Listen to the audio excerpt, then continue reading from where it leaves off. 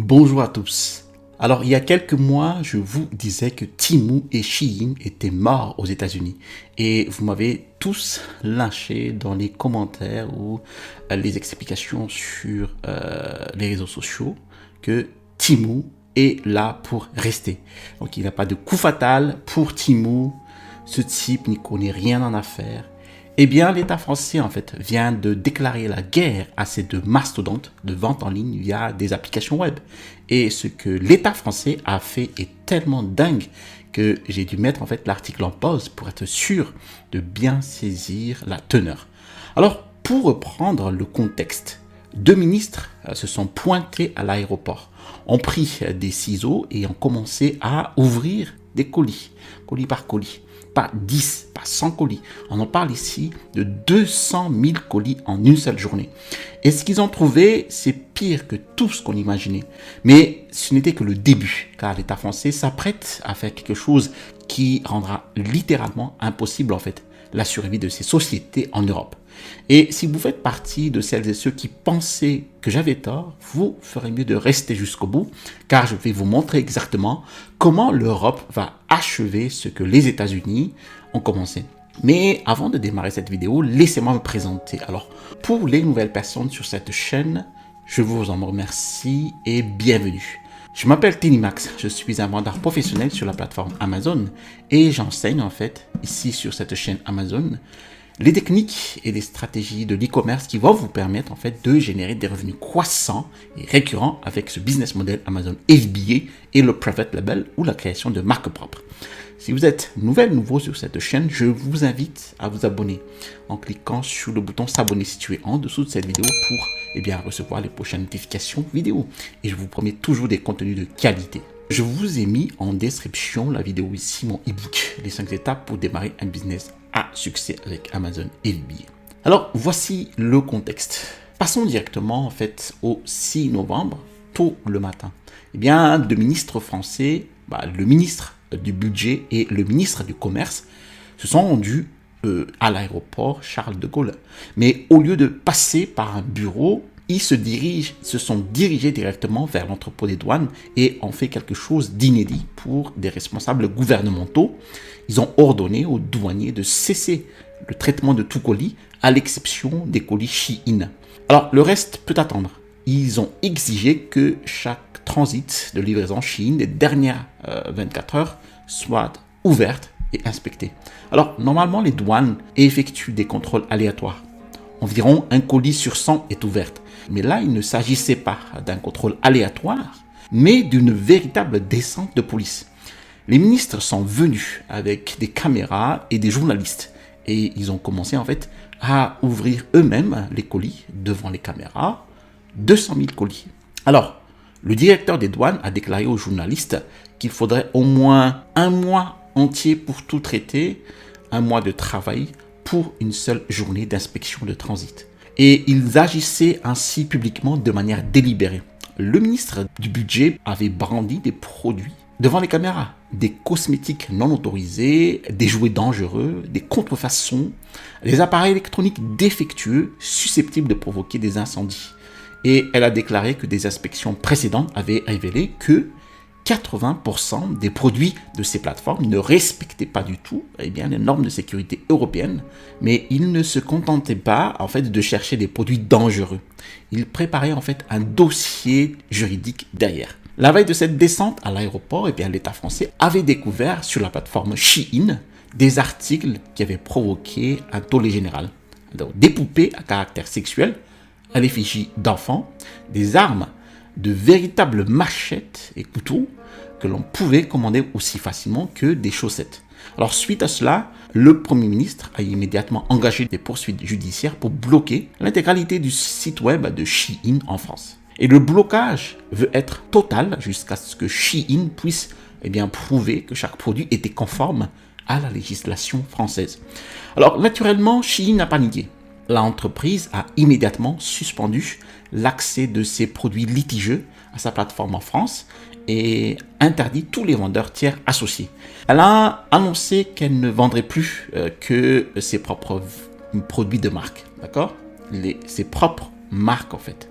Le PDG a ensuite publié une déclaration affirmant que la lutte contre l'exploitation des enfants était non négligeable. Et à ce moment-là, je me suis dit, ok, ça sent mauvais pour Shein. Ils vont payer des amendes colossales, assainir le marché. Le site sera peut-être bloqué pendant quelques semaines et puis tout va rentrer dans l'ordre. Mais ensuite, l'État français a annoncé ses prochaines mesures. Et c'est là que j'ai compris que ce n'était pas une question de poupée sexuelle ou de jouets dangereux. Il s'agit ici de détruire méticuleusement tout leur modèle économique. Alors permettez-moi de vous expliquer brièvement pourquoi c'est important. Il y a quelques mois, le gouvernement américain a supprimé la règle dite de minimis. Alors concrètement, les colis de moins de $800 pouvaient entrer aux États-Unis en franchise de 3. Pas de taxes, pas de frais de douane, rien. Temu et Shein ont bâti toute leur activité américaine sur cette faille. Quand les États-Unis y ont mis fin, j'ai fait déjà une annonce ici dans les réseaux sociaux et sur YouTube. Leur modèle économique était mort. Alors les commentaires m'ont anéanti. Le plus populaire avec le nombre impressionnant de j'aime disait que l'Europe ne toucherait pas à ces entreprises car son économie a besoin de produits bon marché. Et honnêtement, le raisonnement était logique. L'Europe bénéficiait encore de la livraison hors taxe pour les colis de moins de 150 €. Et si on ne peut plus vendre aux États-Unis, il faut miser sur l'Europe. C'était la solution évidente. Alors j'ai donc observé pendant ces mois, j'ai cru m'être complètement trompé car les colis ont afflué par la suite en Europe. 4,6 milliards de colis rien qu'en 2024, soit le double de l'année précédente. 12 millions de colis par jour, dont 1% en provenance directe de Chine. Donc Shein a atteint 146 millions d'utilisateurs mensuels dans l'Union européenne et Temu la suivait de près. Alors les deux entreprises cartonnaient. Et puis Shein a fait un choix qui semblait soit génial, soit complètement farfelu. Le 5 novembre, ils ont ouvert leur première boutique physique, non pas en Chine, non pas aux États-Unis, mais à Paris, la capitale mondiale de la mode.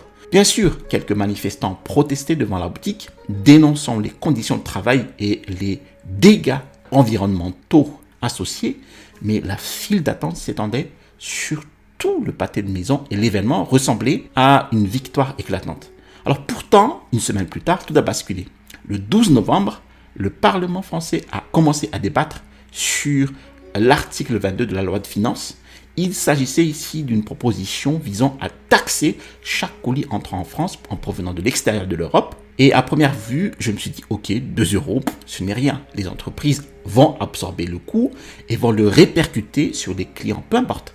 Mais après avoir fait le calcul, j'ai compris ici la stratégie de la France.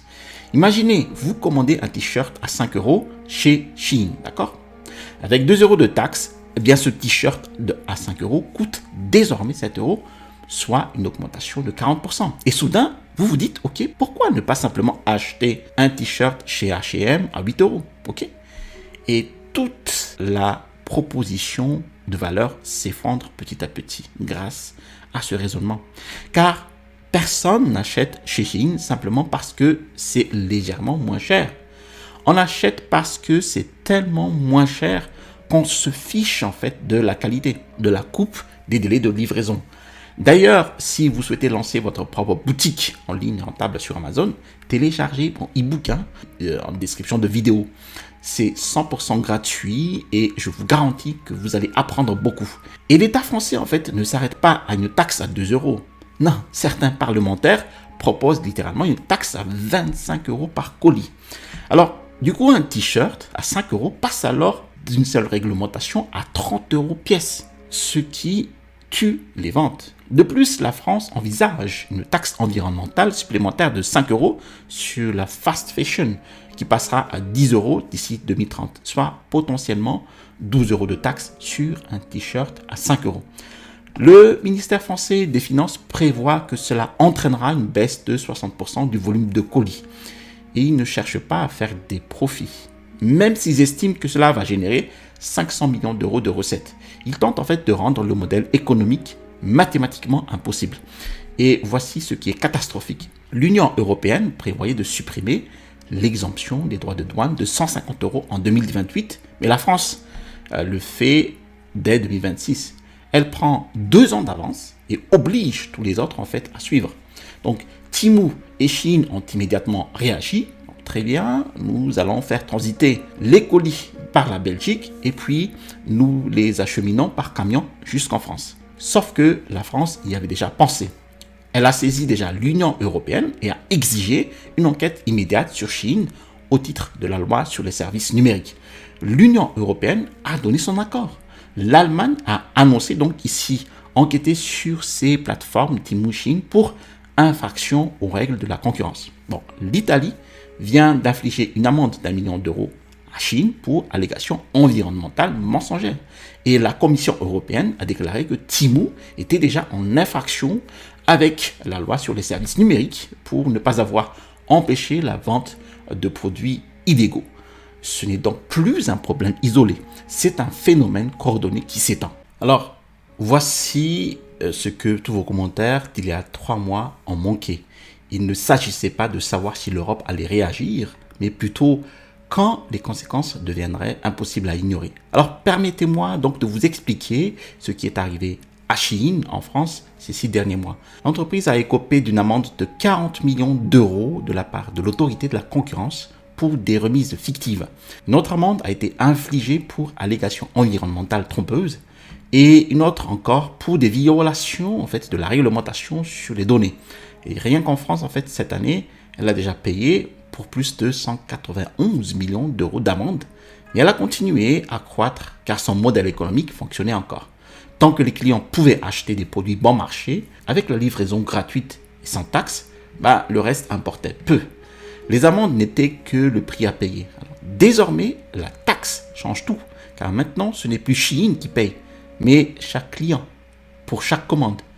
Et on ne peut pas gérer une entreprise à fort volume si ce volume précisément disparaît.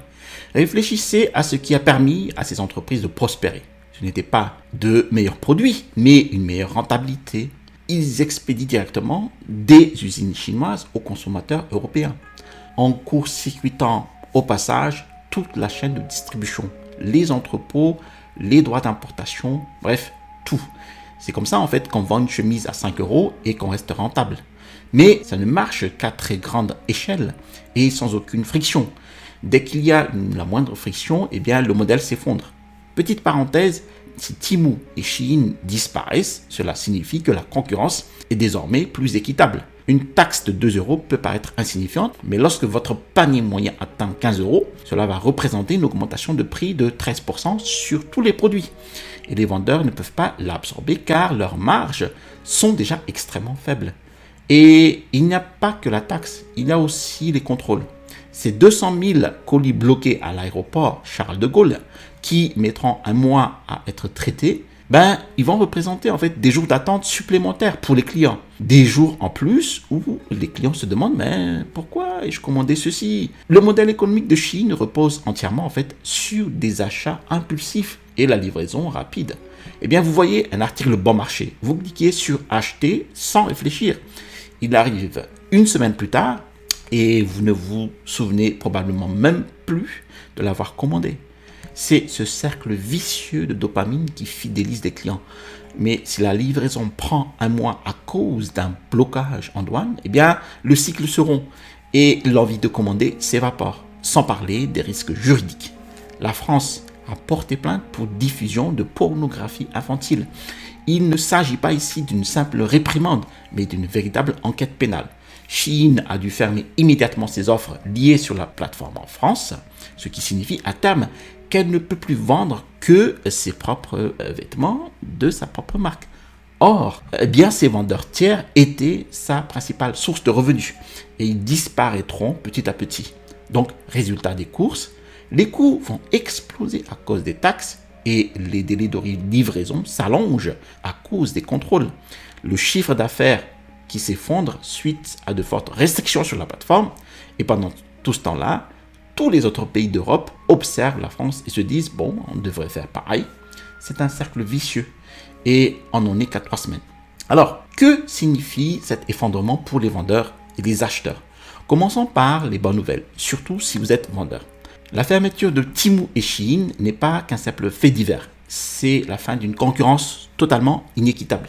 Pendant des années, les vendeurs chinois ont contourné les droits d'importation, échappé aux taxes et inondé le marché de produits à prix cassés, tandis que les entreprises locales devaient respecter les règles, absorber les coûts. D'accord ? Désormais, ici, cette faille est comblée et pour la première fois depuis longtemps, les vendeurs bénéficient à nouveau de conditions équitables. Fini la course au prix le plus bas, fini de perdre des clients au profit de contrefaçons à 2 dollars importés de l'étranger. C'est un nouveau départ qui favorise les vendeurs misant sur la qualité, le service et la marque. Pour les acheteurs, la situation est différente. Si vous aimez le frisson des gadgets à prix mini et des vêtements à 5 euros, cette époque est révolue. Les livraisons sont plus lentes, les prix augmentent et les applications qui permettaient autrefois de faire du shopping comme un millionnaire en fait ne tiennent plus leurs promesses. Mais ce n'est peut-être pas si mal car lorsque les prix sont trop bas pour être crédibles, il y a toujours quelqu'un qui paye.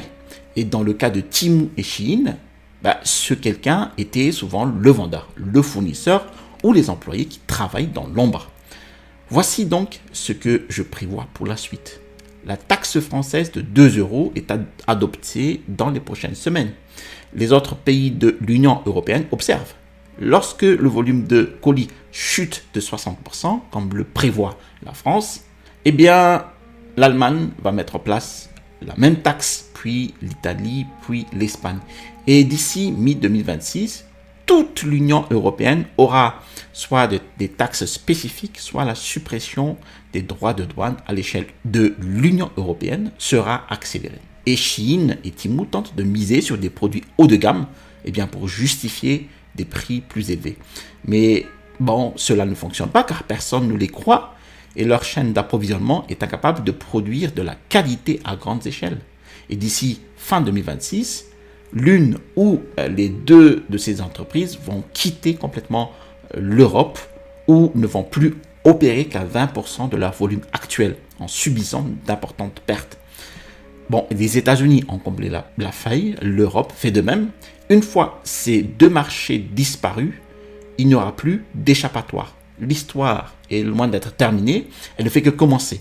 Pour suivre ici son évolution, moi je vous invite vraiment à vous abonner ici. Et je vous remercie d'avoir regardé cette vidéo jusqu'à son terme. Vraiment, abonnez-vous ici en cliquant sur le bouton s'abonner situé en dessous de cette vidéo pour recevoir les vidéos des suites de cette affaire de Shein et Temu et d'autres vidéos sur les techniques et les stratégies de l'e-commerce avec Amazon FBA. Je vous ai mis en description la vidéo, mon e-book, les 5 étapes pour démarrer un business à succès avec Amazon FBA. Vous allez recevoir dans cet e-book mes techniques qui m'ont permis en fait de générer des revenus croissants et récurrents avec le business model Amazon FBA et le Private Label. À l'issue du téléchargement de cet e-book, vous allez recevoir dans votre boîte mail un lien vers ma formation étude de cas d'un produit de niche. Vous allez recevoir ici le bouton pour vous abonner et à droite de cette vidéo, vous allez voir comment lancer une entreprise e-commerce florissante en 2026 avec Amazon FBA. Allez, à la prochaine vidéo et restez toujours curieux.